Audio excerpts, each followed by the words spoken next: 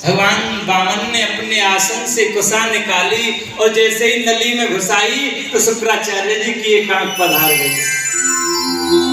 उपदेश दिया गुरुजी, सभी को एक नजर से देखना चाहिए, दो नजरों से नहीं। संकल्प हो गया, कहने लगे हम अपना काम करें, कीजिए। देखते ही देखते भगवान वामन ने बोले विराट भगवान की, पृथ्वी से लेकर के आकाश तक अपने आकार को बढ़ा दिया। अब चरणों के भी दर्शन नहीं हो रहे हैं। पहले चरण में भूलोक को नाप लिया, दूसरे चरण में त्रिलोकी को नाप रहे थे। तो ब्रह्मलोक में चरण गया तो भगवान के चरणों को धोकर के ब्रह्मा जी ने अपने कमंडलों में रखा। यही तो गंगा माँ है। बोलो गंगा मैया की जय। जामवंत जी ने 7 परिक्रमा की। अब तो तीसरे चरण को रखने के लिए स्थान नहीं है। गरुड़ जी आए और कहने लगे बलि से, बलि बड़े दान की बात कर रहा था, काम कांचन गुणवत्त धाम, बता अब तीसरे चरण को कहाँ रखें? हम होते तो क्या कहते? हम कहते जी जब संकल्प हुआ था तो वामन अंगुल के थे, और ठेकेदारी थोड़ी है तुम इतने लंबे चौड़े हो गए। राजा बलि ने हाथ जोड़कर के कहा, प्रभु धन बड़ा होता है या धन का मालिक बड़ा होता है? कहने लगे बलि धन से धन का मालिक 1000 गुना बड़ा होता है। तो प्रभु तुमने मेरे धन को नापा है, मुझे नहीं, तो इस तीसरे चरण को मेरे सिर पर रख दीजिए। इतना कहते ही भगवान वामन के नेत्रों से आंसू टप टप गिरने लगे और राजा बलि के सिर पर पैर को रखा। कहने लगे रे बलि, मैं तुझे छलने के लिए आया था, तुमने मुझको छल लिया। वहीं पर प्रहलाद जी प्रकट हो गए और कहने लगे, प्रहलाद जिस काम को तुमने नहीं किया ना, वो काम आज राजा बलि ने कर दिया है। मैंने इसे स्वतंत्र लोक का राज्य तो दे दिया, ये चाहे सारी संपदा भी यदि मांगे तो चाहे मुझे इंद्र से युद्ध करना पड़े वापस लौटा दूंगा। बलि कहने लगा, प्रभु तुमने मुझे स्वतंत्र लोक का राज्य दिया, मैं तो उसी से प्रसन्न हूं, पर मेरी एक शर्त है। क्या? मेरी यही शर्त है, केवल कि जब मैं सतल लोक में प्रवेश करूं तो मुझे दरवाजे पर आपके दर्शन हो। अरे फिर तो तुमने मुझे अपना चौकीदार बना दिया। हम कब कह रहे हैं चौकीदार हो? चौकीदार नहीं तो क्या है, मुझे क्या पता कब तुम अंदर जाओगे कब बाहर आओगे। हाँ, पर हम आपको वचन देते हैं, हम आपके डोडीवान बन करके ही चलेंगे। डोडीवान बन करके भगवान वामन चले गए।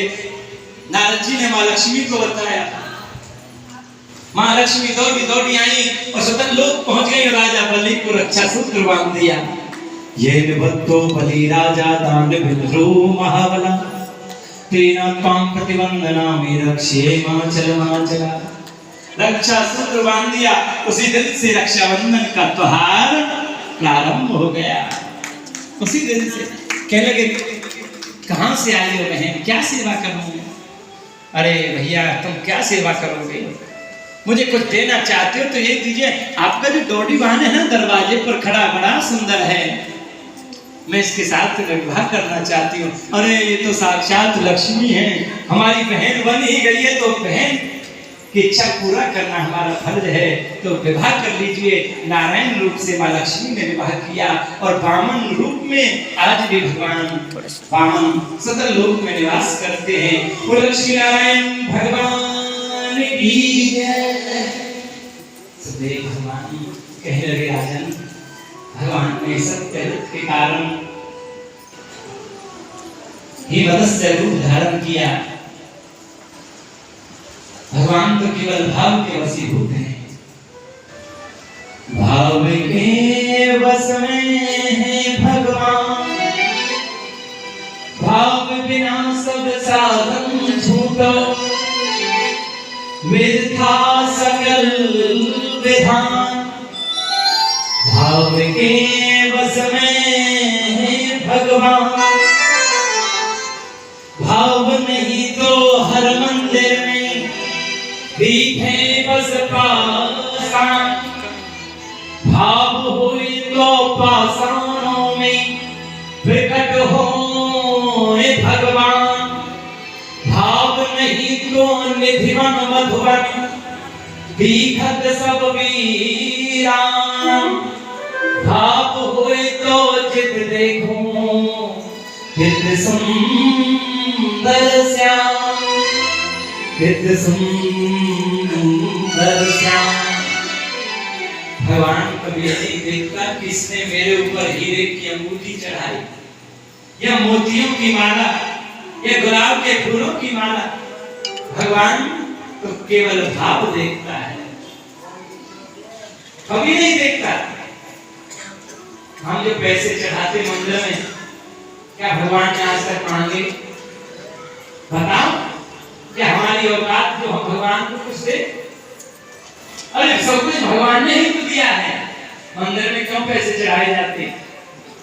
जिससे कि उस मंदिर का निर्माण हो, जिससे उस पुजारी का निर्माण हो, इसलिए मंदिर में पैसे चढ़ाए जाते हैं। और चढ़ाने चाहिए, जिससे कि हमारे सनातन धर्म का भी प्रचार हो, जिससे कि ज्यादा से ज्यादा मंदिरों की सेवा हो सके। परंतु भगवान ने आज तक किसी से कुछ नहीं मांगा। भगवान तो केवल भाव के वशीभूत है, भगवान तो केवल भक्ति के वशीभूत है। सुखदेव भगवान राजा परीक्षित से कहने लगे, राजन आगे मैं भगवान राम के वंश में प्रवेश कर रहा हूं। सुखदेव भगवान कहने लगे, मरीचि के पुत्र कश्यप, कश्यप के पुत्र वैवस्वत मनु, वैवस्वत मनु के सदम्न, सदम्न के नवग, नवग के नावाग, नावाग के ही महाराज अम्बरीश, अम्बरीश महाभागम सप्तदीपवती महीन।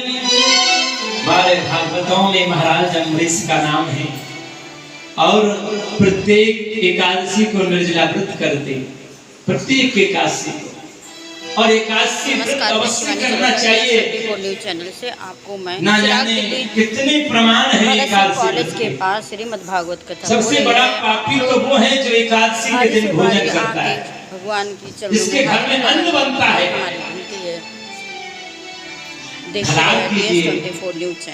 भूखे ना रह सके तो बहुत व्यवस्था चल रही है, परंतु एकादशी व्रत जरूर करना चाहिए। एकादशी व्रत सभी व्रतों में श्रेष्ठ है। ऐसा व्रत भी कभी कभी हो जाता है। एक भगत जी थे, इतना खाते, बिलांद नाप नाप के खाते, और जब भी बैठ जाते 4-5 घंटे से पहले नहीं उठते। कहते दाने दाने पे लिखा है खाने वाले का नाम, और जो कोई उसको देखता तो कहता भैया बोरी बोरी पे लिखा है खाने वाले का नाम। घर वाले बड़े दुखी हो गए, कहां से लावे बोरी भर के, घर से भी बाहर निकाल दिया। अब पहुंच गए होंगे वृंदावन जैसे किसी नगर में जहां आश्रम बने रहते।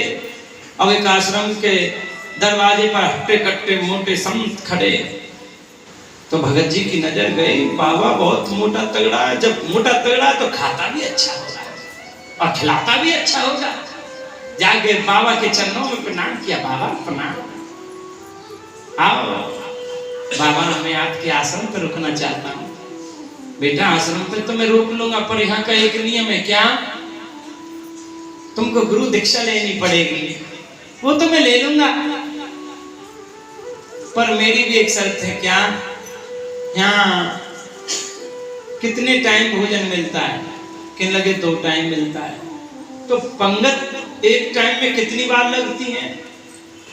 एक समय में 5 पंगत लगती हैं। तो गुरुजी मैं 5 पंगतों में बैठा रहूं तो? गुरुजी समझने लगे, धीरे धीरे खाता होगा। कोई बात नहीं, बैठे रहना, कोई बात नहीं, चल जाएगा। 5 पंगतों में बैठा रहता, नाप के खाता पूरा। अब एक दिन क्या हुआ कि एकादशी आ गई। अब रसोई में जाकर के देखा चूल्हे ठंडे पड़े हैं, कोई है नहीं, रसोईया नहीं है।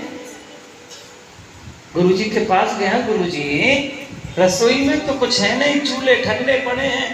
बेटा क्या है, आज एकादशी है और एकादशी के दिन आश्रम में कुछ नहीं बनता।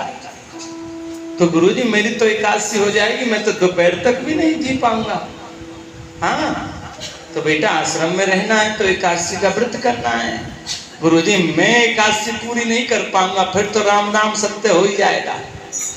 तो एक काम करना, तो कुछ आटा दाल आलू सब्जी जो भी है इकट्ठा करो और नदी के किनारे पहुंच जाओ और वहीं वृक्ष के नीचे बैठ कर के प्रसाद बनाना और राम जी को भोग लगाना और ग्रहण कर लेना।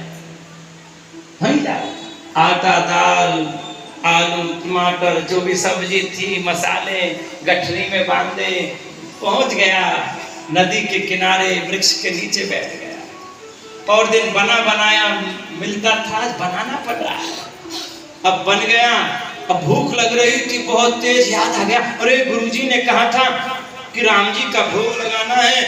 अब बुला रहा है, राजा राम आइए मेरे राम आइए, मेरे भोजन का भोग लगाइए।